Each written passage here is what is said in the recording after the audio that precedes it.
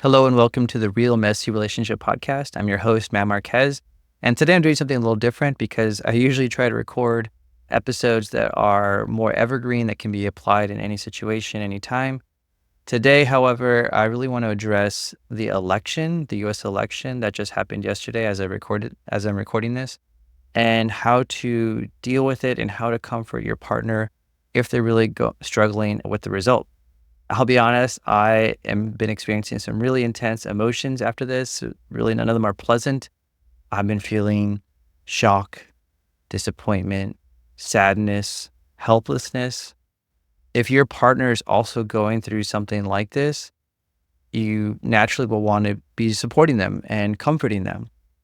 The traditional ways of offering comfort are to say things like, it's all for the best. It'll all work out. Don't worry about it. You'll get over it.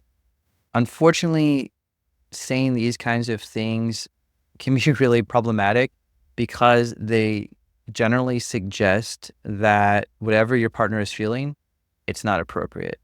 By saying these things, you would be minimizing or dismissing your partner's emotions.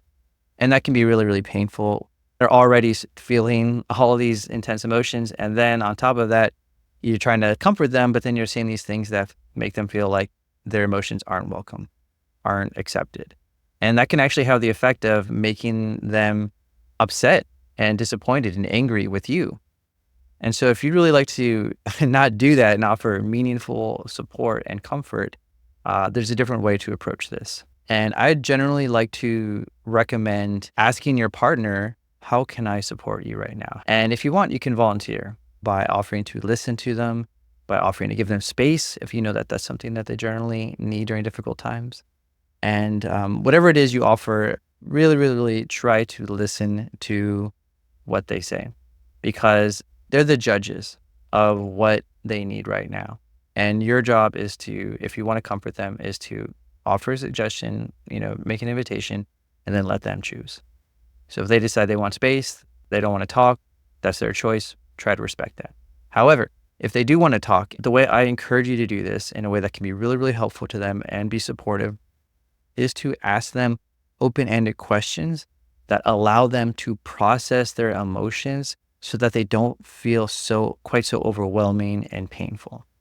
And the way you can do this is really just offering invitations to go deeper and deeper. And at any time, if it feels too difficult for your partner, they may decide, you know what, this is too much. I really don't want to talk about this. Can we talk about something else?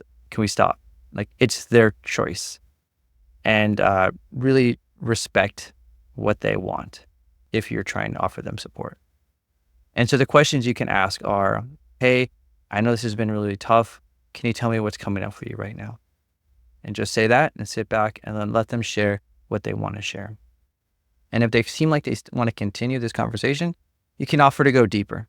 You can ask them questions like, how do you feel about that? Can you tell me more? What do you think you're needing more of? And when you ask these questions, you're just giving them permission to go deeper and process their emotions. And while you're doing this, you're really offering them understanding and acceptance. Right? You're not telling them, don't feel this way, get over it, like it'll all work out. You're not just trying to brush it away. You're helping them go as deep as they want to go. This process actually, it works if you're talking about elections or anything else where intense emotions are coming up and you really want to be able to offer support to your partner. Because feelings are kind of funny because the more you try to push them away or avoid them or pretend that they don't exist, the stronger they're going to get. And the stronger they get, the more they influence you. And so that can be a very scary prospect for you and for your partner to feel like you're so angry or so sad that you can't function, that you can't be yourself. And so by offering this understanding, offering this acceptance of your partner's emotions, you are helping them process it and then allow them to release it to a degree. It can be a very slow process. It might take multiple conversations. It might take a lot of time, but this is the process and how that can happen. And I mean, in my opinion, this is really one of the best ways you can support your partner, regardless of what they're going through. So if you found this episode useful, please rate and review this podcast. It's the best way to help other people find it.